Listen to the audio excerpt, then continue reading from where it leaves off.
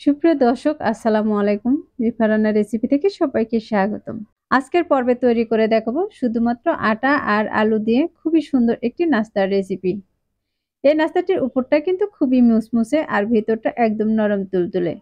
এই নাস্তাটি বানানো কিন্তু খুবই সহজ আর এগুলো বানিয়ে কিন্তু বাচ্চাদের স্কুলের টিফিন হিসেবে দিতে পারেন। আর বিকেলে চায়ের সাথে এরকম একটি নাস্তা থাকলে কিন্তু চাটা খেতে আরো দারুণ লাগে। আশা করছি প্রতিদিনের মতো আমার আজকের সহজ নাস্তা রেসিপিটি আপনাদের কাছে খুবই ভালো লাগবে। সেই সাথে যারা আমার চ্যানেলের সাথে আছেন তাদেরকে অসংখ্য ধন্যবাদ। আর যদি কেউ আমার চ্যানেলে নতুন এসে থাকেন তাহলে চ্যানেলটি সাবস্ক্রাইব করে আমাকে সাপোর্ট করবেন। তাহলে আর কথা না বাড়িয়ে এবার চলে যাচ্ছি মূল রেসিপিতে। আজকের এই রেসিপিটি বানানোর জন্য প্রথমে আটা নিয়েছি আমি 1 কাপের মতো। এখানে দিয়ে দিচ্ছি স্বাদ মতো লবণ বা সামান্য পরিমাণে লবণ। আর তার সাথে দিয়ে দিচ্ছি আমি 1 টেবিল চামচ পরিমাণে রান্নার তেল। এখন এই শুকনো উপকরণগুলোকে আমি হাত দিয়ে একটু ভালোভাবে ময়াম করে নিব। তেল আর আটাটাকে কিন্তু এভাবে হাত দিয়ে ঘষে ঘষে খুব সুন্দর করে মিশিয়ে নিতে হবে। আমি এই তেল আর আটাটাকে 1 মিনিটের মতো এভাবে মিশিয়ে নিব। আর মেশানোর পর দেখেন এটার কালার কিন্তু একদম চেঞ্জ হয়ে গেছে। আর এটা কিন্তু মুঠি করে নিলে খুব সুন্দরভাবে মুঠি হয়ে আসবে। এই পর্যায়ে বুঝে যাবেন যে এটাকে খুব সুন্দর করে ময়াম দিয়ে নেওয়া হয়ে গেছে। এখন এর মাঝে দিয়ে দিচ্ছি পরিমাণ মতো নরমাল পানি। আপনারা চাইলে কিন্তু এখানে হালকা কুসুম গরম পানিটাও দিতে পারেন। আর এই পানিটা দেওয়ার পর আমি আটাটাকে একটু মাখিয়ে নিব। এটা মাখানোর সময় যদি মনে হয় ডোটা একটু শক্ত হয়ে যাচ্ছে তাহলে কিন্তু এর মাঝে আরো সামান্য পরিমাণে পানি দিয়ে দিতে পারেন। আমার এখানে ডোটা কিন্তু একটু শক্ত হয়েছে যে কারণে কিন্তু আমি আরো সামান্য পরিমাণে পানি দিয়ে দিচ্ছি। আর পানি দেওয়ার পর এটা কিন্তু আমি হাত দিয়ে ঘুরিয়ে ঘুরিয়ে খুব সুন্দর করে মাখিয়ে নিচ্ছি। এখন এটাকে আমি কিন্তু খুব ভালোভাবে মাখিয়ে নিয়েছি আর খুব সুন্দর একটি ডো তৈরি করে নিয়েছি। এখন এই ডোয়ের উপরে দিয়ে দিচ্ছি আমি সামান্য পরিমাণে রান্নার তেল। তেলটা দেওয়ার পর আমি ডোয়ের চতুর্পাশে খুব সুন্দর করে লাগিয়ে নিয়েছি। এখন এটাকে ঢাকনাতে ঢেকে রেখে দিব 10 মিনিটের জন্য। এই নাস্তাগুলো বানানোর জন্য আমি এখন একটি পুর তৈরি করে নিব। তার জন্য চুলায় একটি ফ্রাই প্যান বসিয়ে তার মাঝে দিয়ে দিচ্ছি 2 টেবিল চামচের মতো রান্নার তেল। আর দিয়ে দিচ্ছি কিছু আস্ত জিরা আর দিয়ে দিচ্ছি কিছু রসুন কুচি। এগুলোকে কয়েক সেকেন্ডের মতো ভেজে নিব। এখন এর মাঝে দিয়ে দিচ্ছি আমি 2টি মাঝারি সাইজের পেঁয়াজ কুচি। এখন পেঁয়াজটাকে আমি তেলের সাথে 1 মিনিটের মতো নেড়েচেড়ে ভেজে নিব। আর এই পেঁয়াজটা কিন্তু আমি খুব কড়া লাল করে ভাজবো না। এ পর্যায়ে পেঁয়াজটা কিন্তু একটু নরম হয়ে এসেছে আর এই পর্যায়ে কিন্তু আমার পেঁয়াজটাকে ভেজে নেওয়া হয়ে গেছে। এখন এর মাঝে দিয়ে দিচ্ছি আমি বড় সাইজের একটি আলু সিদ্ধ করে এরকম করে ম্যাশ করে নিয়েছিলাম। এখন আলুটা দেওয়ার পর আমি পেঁয়াজের সাথে কিন্তু ভালোভাবে মিশিয়ে নিব।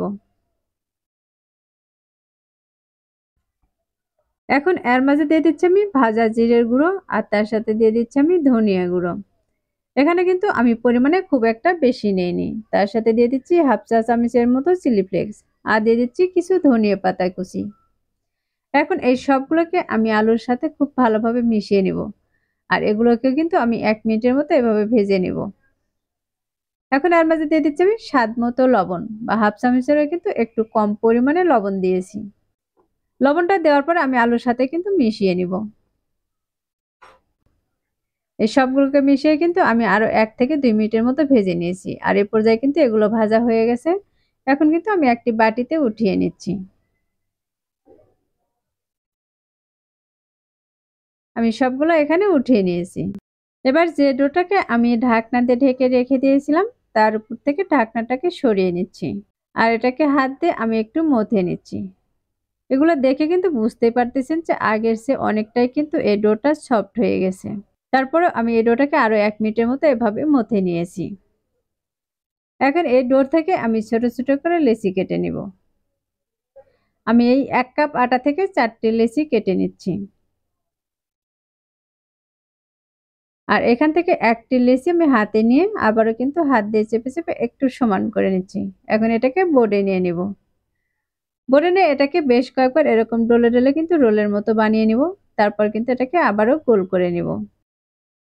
এ পর্যায়ে কিন্তু আমি এটাকে গোল করে নিয়েছি। এখন হাত দিয়ে চেপে একটু বড় করে নিয়েছি। আর এর উপরে কিছু শুকনো আটা ছড়িয়ে দিচ্ছি। এখন একটি রুটি বেলনাতে এটাকে বড় সাইজের একটি রুটি বেলে নিব। এই রুটিটা কিন্তু খুব মোটা বানাবো না, একটু পাতলা করেই বেলে নিব। আমি কিন্তু বেশ কয়েকবার এভাবে উল্টিয়ে পাল্টে এই রুটিটাকে বেলে নিয়েছি। আর এ পর্যায়ে কিন্তু আমার রুটিটা বানানো হয়ে গেছে। এখন এই রুটির উপরে আমি আরো ১ টেবিল চামচ পরিমাণে রান্নার তেল দিয়ে দিয়েছি। আর এই তেলটা কিন্তু রুটির চতুর্পাশে খুব সুন্দর করে লাগিয়ে নিতে হবে। আমার তেলটা কিন্তু চতুর্পাশে লাগিয়ে নেওয়া হয়ে গেছে। এখন এর উপরে আমি শুকনো আটা ছড়িয়ে দিচ্ছি।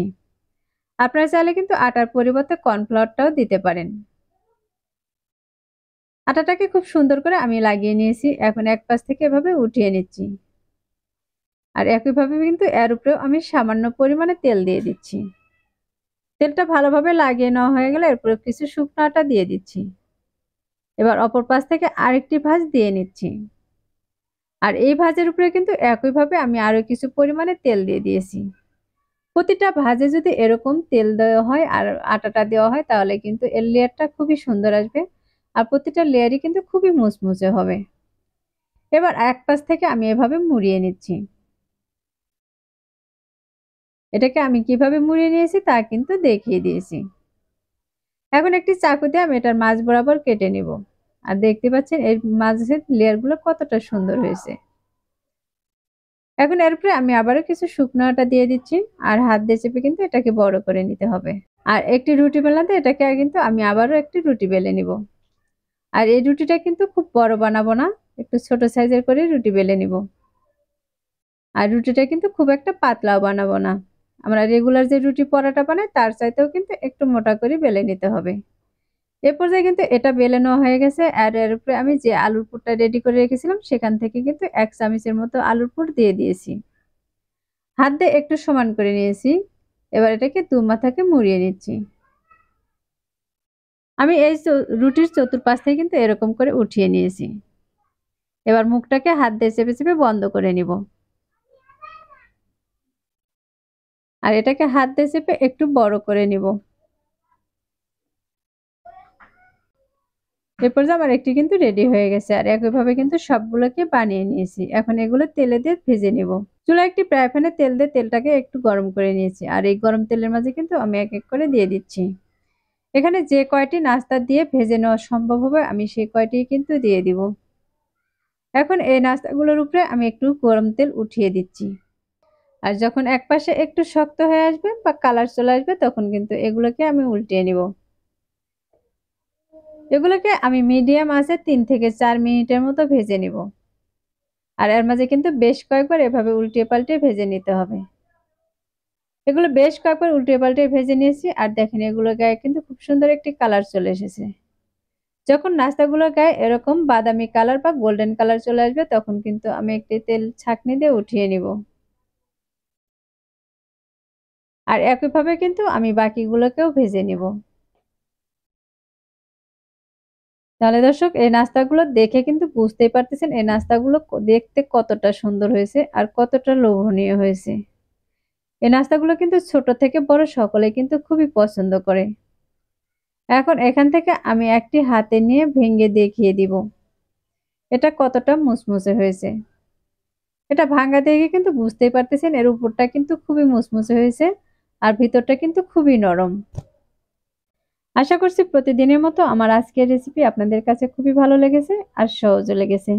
রেসিপি ভালো লাগলে ভিডিওতে একটি লাইক দিয়ে শেয়ার করার অনুরোধ রইল। রেসিপিটি বাসায় অবশ্যই একবার ট্রাই করবেন আর আমাকে কমেন্টে লিখে জানাবেন আমার আজকের রেসিপি আপনাদের কাছে কেমন লেগেছে। আর যারা আমার চ্যানেলটি এখনো সাবস্ক্রাইব করেনি তাদেরকে চ্যানেলটি সাবস্ক্রাইব করার অনুরোধ রইল। আর যারা চ্যানেলটি সাবস্ক্রাইব করেছেন তাদেরকে অসংখ্য ধন্যবাদ। আজকের মতো এখানেই বিদায় নিচ্ছি। সবাই ভালো থাকবেন, সুস্থ থাকবেন। আল্লাহ হাফেজ।